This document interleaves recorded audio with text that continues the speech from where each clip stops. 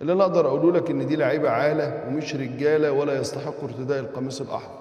لعيبه ما عندهاش دم لا مؤاخذه يعني، لعيبه بتلعب فردي، لعيبه كلها بتمتاز بالانانيه، لعيبه منافسنا ونفوسها زي الزفت، لعيبه باصه لبعضها في الفلوس وقلنا الكلام ده 9000 مره.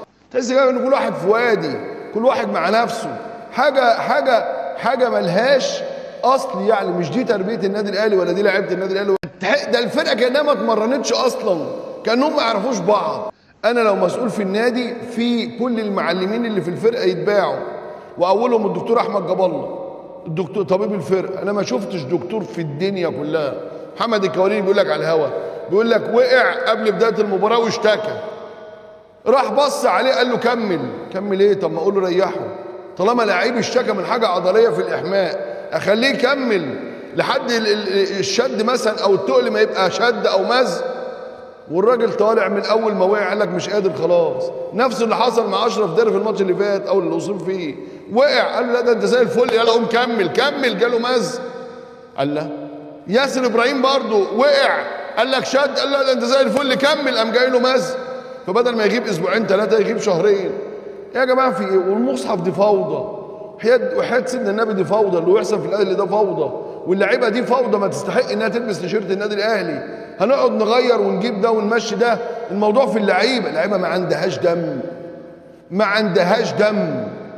الجمهور هدف لهم العب يا عم خلي عندك دم، هم ما عندهمش دم، ما عندهمش احساس، كله باصص للفلوس. انا بقى مسؤول في النادي، لجنه البطيخ ووليد صلاح الدين، تعالى يا ابني هات لك عرض وامشي في يناير ايا كانت النتيجه، اقعد اركن بقى روح هات لك عرض ومع الف سلام. كل المعلمين، تريزيجيه على بن شرقي على امام عاشور حتى اللي لسه نازل، ما هو لو يبوظوا عشان عاوز عاد زي تريزيجيه ياخد ايده في ايد تريزيجيه ويمشي. من ساعه ما جه علينا تريزيجيه وبن شرقي وهي خربت اقسم بالله خربت. تحس ان اللعيبه قال لك اشمعنى ده بياخد وانا ما باخدش؟ هم لعيبه الكوره كده. اما مروان عطيه اللي كان بياخد 3 تعريفه بالاتحاد وجه وخد 7 مليون وضاعفوا له العقد ب 14 مليون ما بقاش عاجبه، والاعلانات ما بقاش عاجبه، يلا مع الف سلام مشوهم. احمد بيكهام لما اي حد بيروح له هو بيتخض، مش عارف فاهم بيتخض ليه، مع انه كان في السيراميكا ما كانش بيتخض، جايز كان بورسلين هناك ولا اي حاجه ما تعرفش يعني. في ايه بجد؟ ايه اللي عمله كابتن عماد النحاس؟ ولا حاجه. خد بن شرقي ياخد في ايده تريزيجيه، ياخد في ايده امام عاشور، ياخد في ايده ديانج، مع الف سلام. هو لازم زيزو يلعب وياخدوا زيزو كمان معاهم. على لجنه التخطيط والاستاذ وليد صلاح الدين ان هم يشوفوا لهم حل في اللعيبه دي، واللي بيلعب باسمه يجيب عرضي ويمشي مع الف سلام. دي لعيبه تسد النفس، دي لعيبه ما عندهاش دم.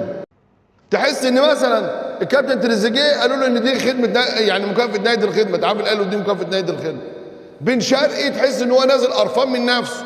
طاهر محمد طاهر ولا بيعمل حاجه، يعني هو بيتمشى وخلاص ماشي. الاستاذ احمد كوكا ما بيعرفش يرفع اوفر. ديانج والاستاذ مروان عطيه عمالين يلموا. شريف ما فيش كره على المرمى. طب انت بتعمل ايه؟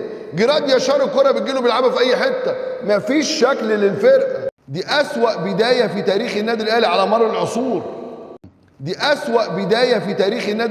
العصور. أسوأ بداية للنادي الأهلي.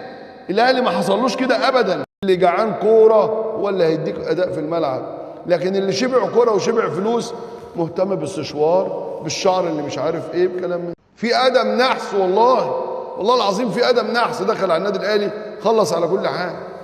والله خلص على كل حاجة. ده الآدم النحس ده طفش الخطيب، كان الخطيب يقول مش هقعد.